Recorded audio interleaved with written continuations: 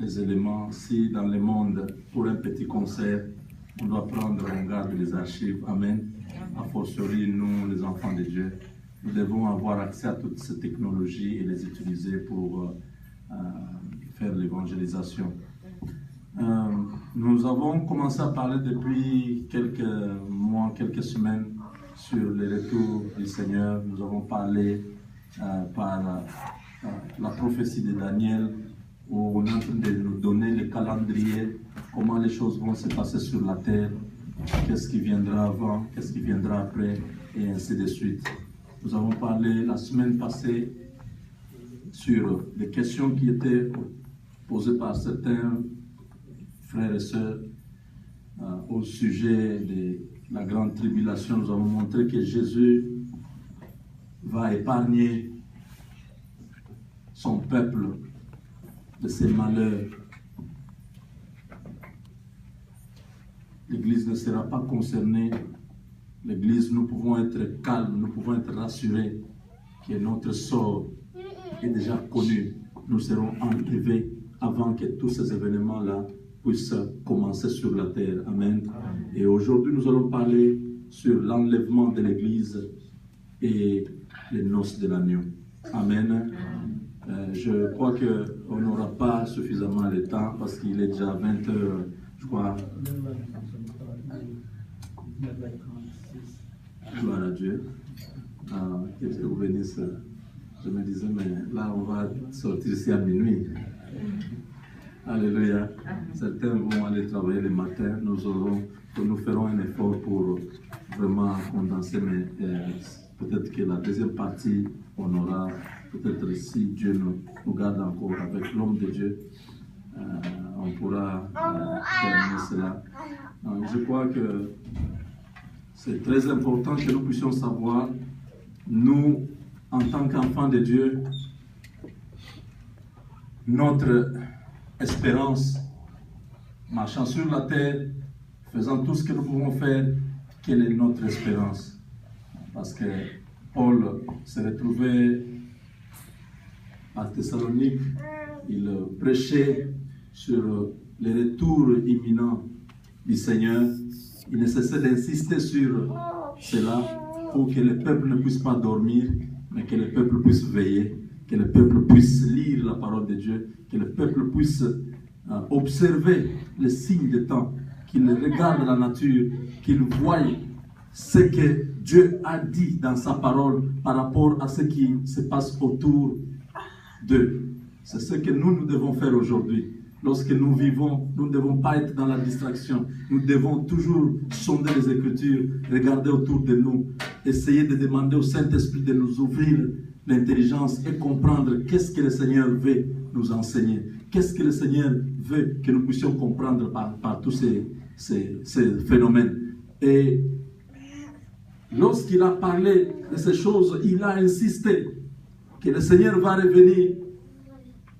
Il a insisté que tel qu'il était parti, il va revenir. Mais pendant qu'il était en train de tourner, il allait dans d'autres villes annonçant la bonne nouvelle. Il s'est passé un temps et certains fidèles, certains frères et sœurs des assemblées où il a annoncé le retour du Seigneur étaient morts. Amen. C'est comme nous sommes avec vous. Pendant ce temps, je vous parle de ces choses. Après 10 ans, certains parmi nous vont mourir. Et il y avait une grande question au sein de l'assemblée. Les gens se posaient la question, est-ce que ceux qui sont morts, qui n'ont pas vu le Seigneur retourner, est-ce que pour eux c'est terminé? Est-ce que cette affaire, c'est nous seuls qui allons voir le Seigneur? Toutes ces questions-là étaient au sein de l'Église. Et c'était à Paul, lorsque le Saint-Esprit lui parlait, il devait donner des réponses à tout cela. Amen. Il devait rentrer pour rassurer que c'est premièrement les morts qui vont ressusciter. Il a voulu donner cette précision que d'abord les morts vont ressusciter lorsque le Seigneur reviendra. Parce qu'en fait, l'Église qui est la fiancée qui se prépare, qui est en train d'être préparé par le Saint-Esprit, avec la parole de Dieu,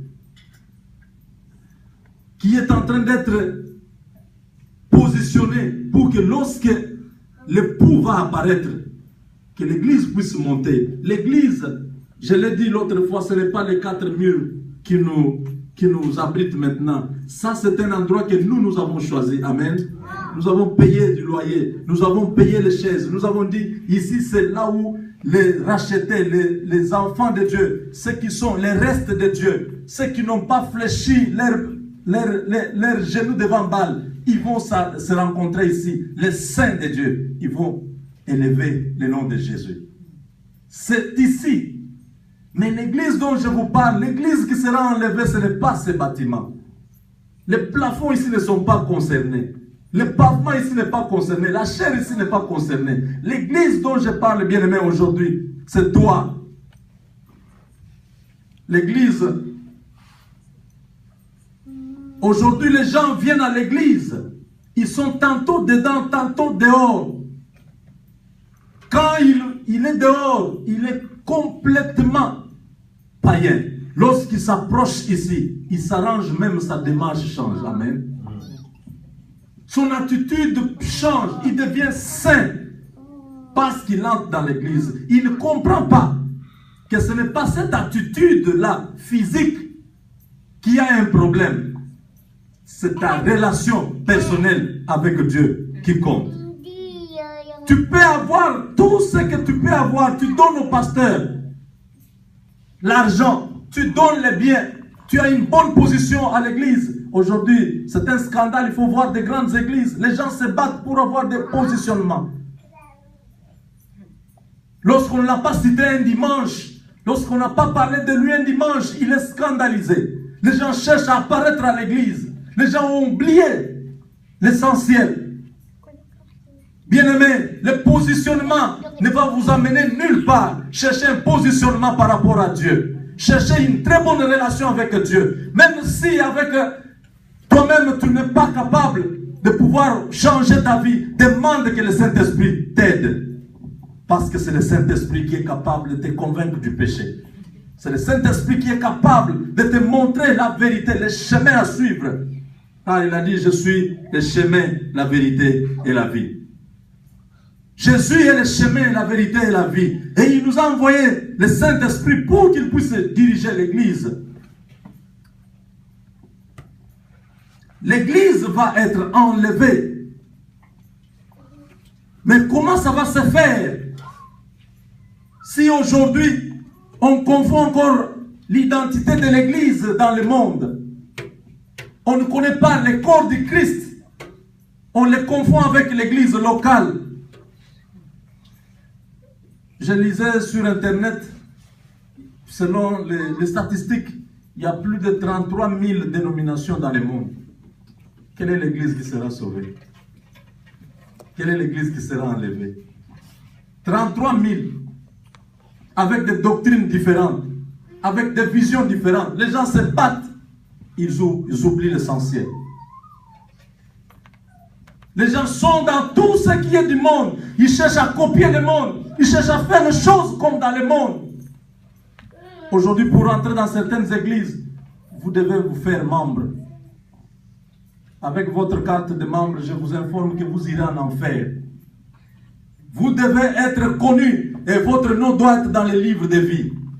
Qu'est-ce que être un membre de l'église veut dire? Si tu n'es pas d'abord identifié, connecté au Créateur, si tu n'es pas connu par le Seigneur Jésus, si tu n'as pas reçu Jésus-Christ dans ta vie.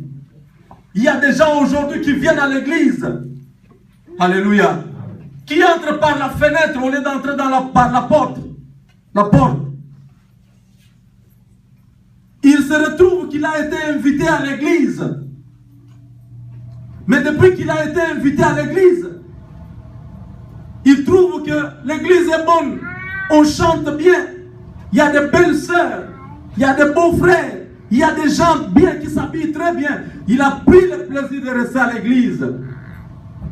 Et les années se sont écoulées. Il n'a jamais réalisé qu'il n'a jamais reçu le Seigneur. Alléluia. Il est venu dans une invitation. Il s'est retrouvé qu'il a fait 5 ans, 6 ans. Et les gens trouvent qu'il est chrétien. Or, en lui-même, il n'a jamais donné sa vie au Seigneur.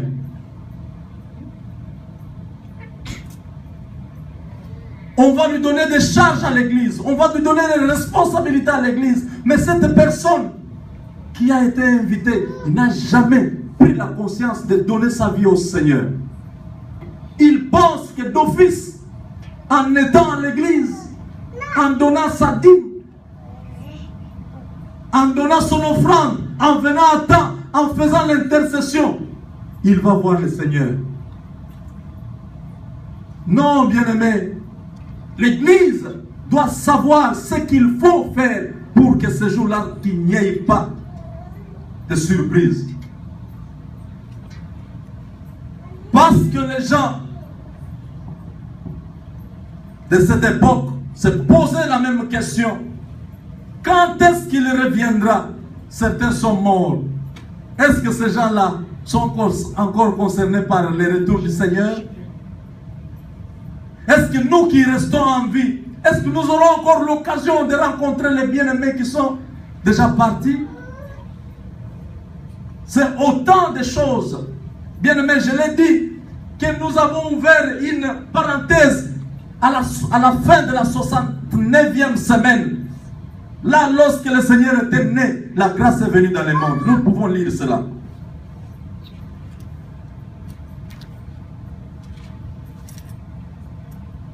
Amen. Romains 11, 25.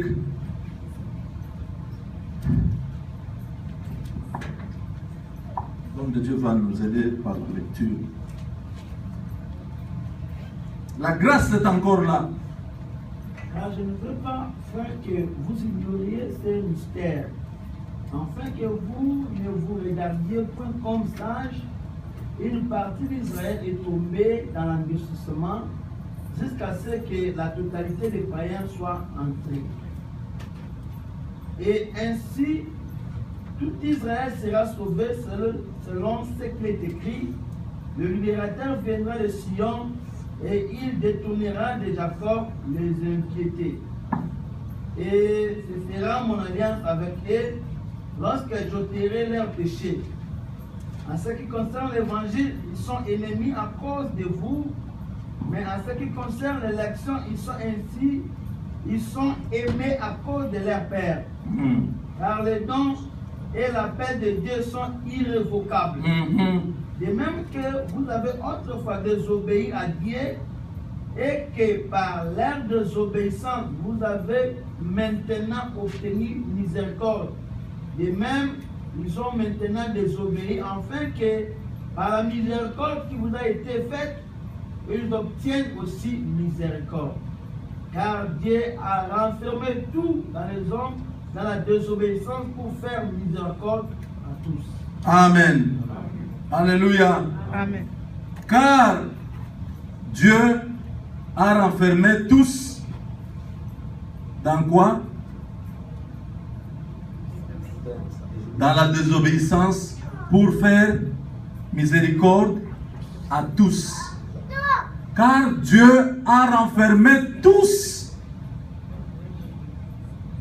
dans la désobéissance. Là, c'est l'histoire d'Israël. Israël a désobéi et a donné l'occasion aux nations de pouvoir récupérer la grâce. Nous sommes l'Église. Nous sommes pendant la grâce. Bien-aimé, la grâce est en train de marcher. La grâce va s'arrêter au moment où l'Église va être enlevée.